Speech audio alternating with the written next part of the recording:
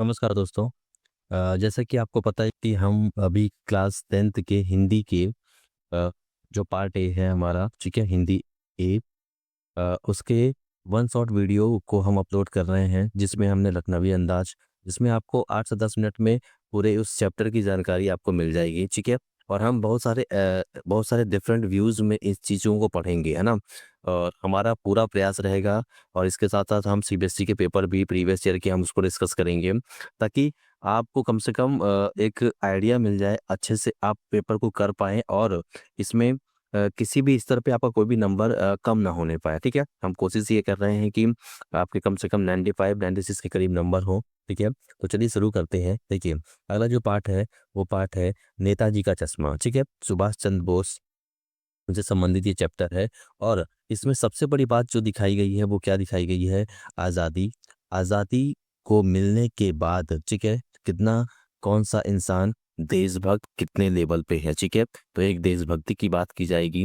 आज़ादी को दिलाने वाले लोगों ने जो शहादत की है, जो मेहनत की है हमें आज़ाद कराने के लिए, उनके प्रति हम भारतीयों का क्या सम्मान है, वो इस चैप्टर में प्रमुखता रूप से दिखाने का प्रयास किया गया है, ठीक है। तो हम इस चैप्टर को बहुत कायदे से पढ़ेंगे और बहुत समझने की कोशिश करेंगे, ठीक है।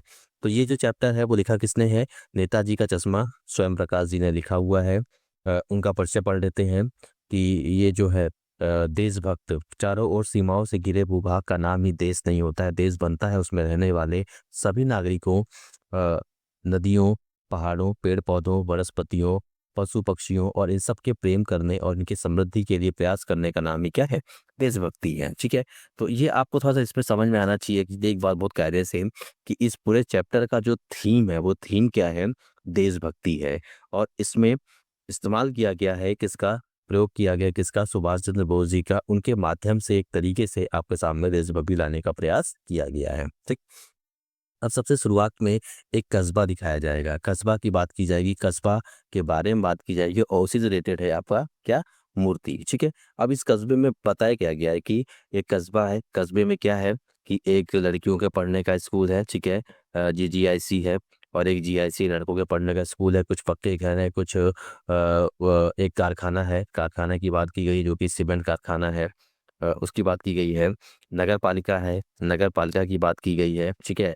फिर उसके बाद नगर पालिका ने कुछ काम कराए हैं, उसके बारे में बात की गई है, जैसे कबूतरों की छतरी लगवाई जानी, और कवि सम्मेलन कराना, ठीक है, पेशाब घर बनवाना, और उसी नगर पालिका के किसी उत्साही अध्यक्ष ने यहाँ पे एक चौराहे पे सुभाष चंद्र बोस की मूर्ति लगाने का फैसला लिया, ठीक है ना। अब मूर्ति लगाने की बात की गई है इस चौराहे पे, तो देखिए, एक बात बहुत कायदे से क्लियर रखिए कि सबसे पहले जो पैराग्राफ में दिया गया है, कस्बे की बात की गई है। कस्बे में बताया गया है कि ज़्यादा बड़ा कस्बा नहीं है, वहाँ पे एक लड़कों का स्कूल है, एक लड़कियों का स्कूल है, कारखाना है, सीमेंट कारखाना है, नगर पालिका है, 2 ओपन एयर सिनेमा घर है, ऐसे सब बातें बोली गई हैं, ठीक है। तो आपको ये बातें दिमाग में रखनी, छोटी-छोटी बातें, है ना। सीबीएसई अभी किसी भी लेवल पे आपसे क्वेश्चन पूछ सकता है, तो ये सब बातें दिमाग में आपको रखनी है हर हालत में, ठीक है। अब वहाँ पे नगर पालिका है, नगर पालिका है तो नगर पालिका कुछ ना कुछ काम करवाएगी। काम क्या करवाएगी? रोड बनवाना है, कबूतरों की छतरी लगवानी है, कवि सम्मेलन कराना है, पेशाब घर बनवाना है, और उसी उसी नगर पालिका के किसी उत्साही बोर्ड ने चौराहे पे किसकी फोटो? सुभाष चंद्र बोस की फोटो लगाने की बात की, ठीक है। अब फोटो लगाने की बात हुई है, तो फोटो जब लगाया जाएगा तो सॉरी, फोटो बोल रहा हूँ, स्टैचू लगाने की बात की गई है, और वो भी स्टैचू ज़्यादा बड़ा नहीं है, केवल 2 फुट का है, जिसे बस्ट कहा गया है। यहाँ पे ये बस्ट आपको अच्छे से समझ में आना चाहिए कि संगमरमर की एक प्रतिमा है, बस्ट कहा गया है, ठीक है। अब आपको ये बात पता है कि जब भी कोई मूर्ति लगाने का फैसला किसी चौराहे पे किया जाता है, तो बहुत सारे कागज पत्री होंगे, है ना, बहुत सारे लेटरबाजी की जाएगी। फिर उसके बाद उसमें एक एस्टिमेटेड वैल्यू होगी, अगर वो एस्टिमेटेड वैल्यू कम है, ज़्यादा है, उसके लिए लेटरबाजी होगी, ठीक है। हो सकता है कि अच्छे मूर्तिकार ना मिल रहे हो, ये सारी बातें लिखी गई हैं, आपको इसी क्रम में इसको याद करना है बहुत अच्छे तरीके से, कि चिट्ठी पत्री में समय बर्बाद हुआ होगा, हो सकता है कि बोर्ड की अवधि खत्म हो रही होगी, हो सकता है कि अच्छे मूर्तिकार ना मिले हों, इसलिए स्कूल के ड्राइंग मास्टर जिसका नाम है मोतीलाल, उन्हीं को पकड़ करके क्या करवाया गया है? मूर्ति लगवा ली गई, ठीक है। अब ऐसा बोला क्यों जा रहा है? ऐसा बोला इसलिए जा रहा है कि मूर्ति में कुछ कमी हुई है, उसको यहाँ पे डिफाइन नहीं किया है इन्होंने, उसको यहाँ पे डिफाइन नहीं किया, इस बात को समझ लिए बहुत अच्छे से। सीबीएसई क्वेश्चन पूछता है लाइन बाय लाइन, इसलिए आपको लाइन बाय लाइन चीज़ें पता होना चाहिए, है ना। यहाँ पे अभी चश्मे की बात नहीं की गई है, वो बाद में है, ठीक है ना। वो बाद में बोला गया कि आंखों पे चश्मा नहीं है, वो कमी है। अभी जो कमी की बात की जा रही है, तो उस कमी को उन्होंने उजागर किया है कि हो सकता है कि चिट्ठी पत्री में समय बर्बाद हो सकता है कि अनुमानित बजट ज़्यादा हो, ठीक है ना। और उनके पास शासन अवधि कम हो रही हो, ठीक है, ठीक, ये बात बोली गई है। और हो सकता है कि चिट्ठी पत्री में मतलब समय बर्बाद हुआ होगा। इस बात को दिमाग में रखनी, वो 4 बातें आपको बहुत अच्छे से बात दिमाग में रखनी है कि बजट कम हो सकता है, चिट्ठी पत्री में समय बर्बाद हुआ होगा, हो सकता है कि अच्छे मूर्तिकार न मिल रहे हों, और हो सकता है कि शासन की अवधि खत्म होने वाली हो, इससे जल्दीबाजी में ये गलती हो गई, ठीक है। फिर उसके बाद उन्होंने बोला है कि मूर्ति जो बनी है वो ठीक ठाक है और बिल्कुल कमसिन से लग रहे हैं हमारे सुभाष चंद्र बोस, ये सब चीज़ें दिख रही हैं, ठीक है। अच्छा, अब ये सब चीज़ें नोटिस किसने की हैं, जो कि इस कहानी का सबसे बड़ा सूत्रधार है, वो कौन है? हालदार साहब, ठीक है। अब आपको इस बात को अच्छे से समझ लेना है कायदे से कि हालदार साहब ने क्या किया है, ठीक है, इस कहानी में। वो पान खाने आते हैं और पान खाते समय इन्होंने नोटिस किया हुआ है कि सुभाष चंद्र बोस की एक मूर्ति लगी हुई है और मूर्ति में सब कुछ सही है, सब कुछ ठीक-ठाक है, लेकिन उन पे जो आँखों में चश्मा लगा हुआ है वो बिल्कुल ओरिजिनल है, ठीक है। अब ये चश्मा है, ये क्या है, एक रहस्य बन जाता है, ठीक है। कि जब पहली बार नवाब साहब ने देखा है तो मूर्ति पत्थर की है, लेकिन चश्मा क्या है, सामान्य और सचमुच दिखने वाला बिल्कुल चश्मे का चौड़ा फ्रेम ही था, ठीक है। अब दूसरी बार जब गुजरते हैं तो तब देखा कि तार वाला फ्रेम है, मतलब कि चश्मा क्या हो रहा है, बदल रहा है, ठीक है। चश्मा बदल रहा है ना, बार बार चश्मा बदल रहा है, ठीक है। तीसरी बार फिर नया चश्मा आया। अब हालदार साहब ने क्या किया, कौतूहलवश में पूछने वाले पान वाले से उन्होंने पूछ लिया, ठीक है, कि भाई ये आखिरकार चश्मा बदलता कौन है और ये होता क्यों है। उनको उस समय तक ये समझ में आता कि ये बहुत अच्छा आइडिया है, ये बहुत अच्छी बात है कि मूर्ति कपड़े नहीं बदल सकती है, लेकिन चश्मा तो बदल सकती है, तो कितना बेहतरीन आइडिया है, ठीक है। ये बात हवलदार साहब को अच्छा लग रहा है। जब ये बार-बार चीज़ें हो रही थी तो एक बार उन्होंने पूछ ही लिया, और पूछा किससे? जहाँ पे वे पान खाते थे। तो पान वाले से पूछ लिया कि आखिरकार चश्मा हर बार बदल कैसे जाता है, ठीक है? अब देखिए पान वाले ने क्या जवाब दिया है। पान वाला के बारे में भी बताया गया, यहाँ पे बहुत कायदे से समझ लेना है आपको कि पान वाली क्वालिटी क्या है, कि वो बिल्कुल हमेशा पान खाए रहता है, खुशमिजाज आदमी है, ठीक है? और प्रश्न सुन कर के वो आँखों-आँखों में हँसता है, उसकी टोन थिरकती है, सब आपको पता होना चाहिए, ठीक है? लाल काली बत्तीसी है, बिल्कुल काला मोटा आदमी है, ये सारी चीज़ें आपको पता होना चाहिए, किसके? पान वाले के बारे में, है ना? अब उसका स्वभाव क्या है कि उसने एक देशभक्त का मज़ाक उड़ा दिया। अब वो देशभक्त मज़ाक कैसे उड़ाता है कि कैप्टन बोलता है कि बदलेगा कौन? कैप्टन बदलता है, ठीक है? वो एक चश्मे वाला है, जिसे चश्मा पसंद आता है, उसे वो चश्मा पकड़ा देता है और दूसरा चश्मा वहाँ पे वो लगा देता है, ठीक है ना? अब हालदार साहब के मन में एक बात दिमाग में आती है कि देखो भाई ये क्या गज़ब ही हो गया कि जिसने भी मूर्ति बनाई, ठीक है? जिसने भी मूर्ति बनाई वहाँ पे नाम अभी तक मेंशन नहीं है ना? मोतीलाल, ठीक है? लास्ट में वो समझते हैं कि अच्छा मोतीलाल ही जो स्कूल के ड्राइंग मास्टर उन्होंने ही मूर्ति बनाई, ठीक है? अब वो सोचते हैं कि ठीक है, हो सकता है कि ये जो चश्मा नहीं है। अब 2 सवाल आपसे 2 तरीके से पूछे जा सकते हैं। पहला तो एक दो था कि मूर्ति में कमी क्या है? तो जब मूर्ति में कमी की बात की गई तो उसमें वो बातें बताई गई कि हो सकता है कि चिट्ठी-पत्री में समय बर्बाद हुआ हो सकता है कि बोर्ड की अवधि खत्म होने वाली हो सकता है कि अच्छे मूर्तिकार न मिल रहे हो तो ड्राइंग मास्टर को पकड़ के मूर्ति बनवा दी गई। हो सकता है कि बोर्ड की अवधि खत्म होने वाली, ये सब बातें वहाँ आपको रटनी है।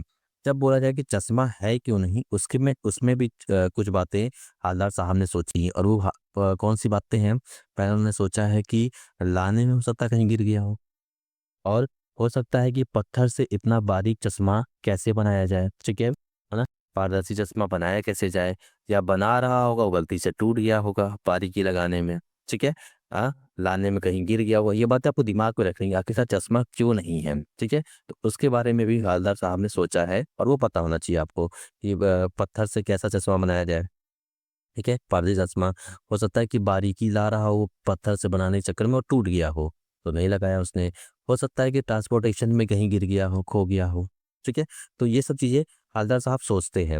अब जब पान वाले ने बता दिया कि देखिए ये सारी जो चीज़ें चेंज करता है वो कौन करता है? कैप्टन करता है, और ये चश्मे वाला है, ठीक है? वो फेरी लगाता है, ठीक है?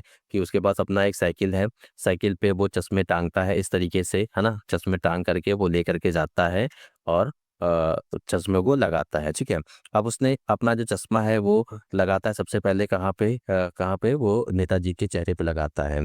इससे साफ साफ पता चलता है कि वो कैप्टन जो है वो एक देशभक्त है। क्यों? क्योंकि मोतीलाल अगर चश्मा बनाना भूल गया, मोतीलाल की वजह से अगर मान लीजिए नेताजी के आंखों पे चश्मा नहीं है, तो उसे ऐसा लगता है कि उन्हें तकलीफ हो रही है देखने में। ठीक है, क्योंकि हम सबके इमेज में है कि नेताजी हमेशा चश्मा लगा करके रखते हैं। ठीक है, अब ये तकलीफ हो रही है किसको?